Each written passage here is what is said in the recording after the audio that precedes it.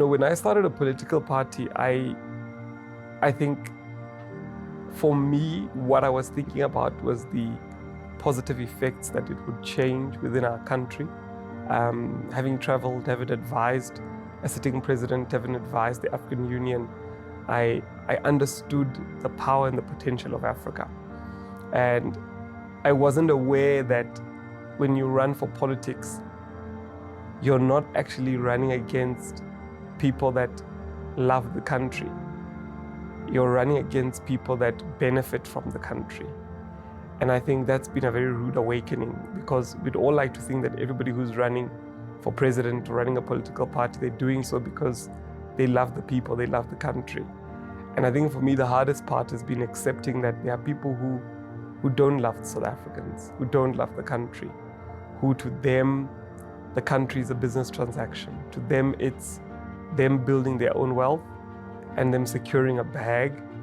And I think that's been the hardest part, because we all would like to believe that the leaders that would stand up and say that they want to lead are people that are going to love the country or already love the country, or people that are going to act rather in the interests of the benefit of the country.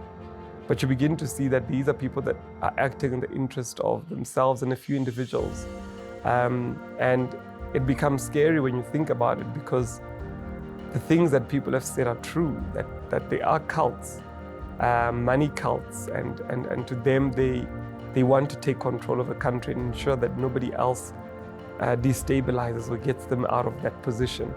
And they just don't care what happens to citizens. To them, it's about their money and just becoming richer. So I think for me, that's been the hardest part, but it's also been something that has driven me to say, in a world that we live in, we can't always allow evil to win.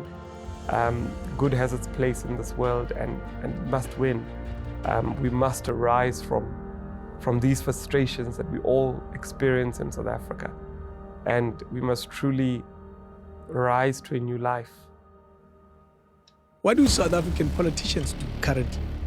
The political leaders that we've got have turned politics into a terrible, ugly mess. That when young people look at, they see terrible, ugly mess. And to them, it's to say, I don't want to be involved. Load shedding has taken away jobs. Load shedding has frustrated. There is no South African that is not at breaking point.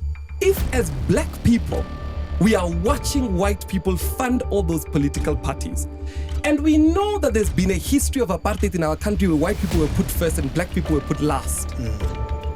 Are we expecting that overnight everything has changed, that they're going to fund these political parties so that we as black people can become first? They saw it coming to say, oh, there's a generation of young people that are into tech, that understand how things work. These young people might give us issues in the future. Kill them quick and use electricity to do so.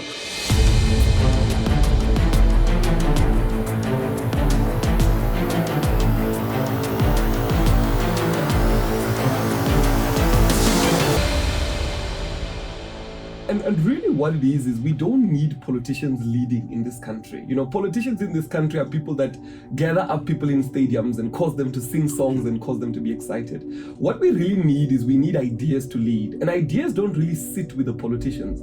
Ideas sit with the intellectuals. Ideas sit with people that are pragmatic about how a leadership system should function. And at Arise South Africa, we've strengthened that to say that we're not going to be a political party that's trying to fill up stadiums and go and collect money from certain places and come back and bust people down and give them food parcels and ensure that that's the order of the day. No, but we're going to allow ideas to lead. Ideas that young people have got to say, we want to implement manufacturing hubs. We want to implement certain things that will move our economy forward and allow that to lead. So I definitely agree with the Chief Justice, and he's one of the people that has advised us and guided us on this journey. And we really are in support of him and look forward to ensuring that should things change in the future, we see people like himself and his leadership coming back in this country to guide and lead us, whether it's on a mentorship basis, whether in whatever way that it can happen. But we honor and we respect people like Chief Justice Mpho Dagada.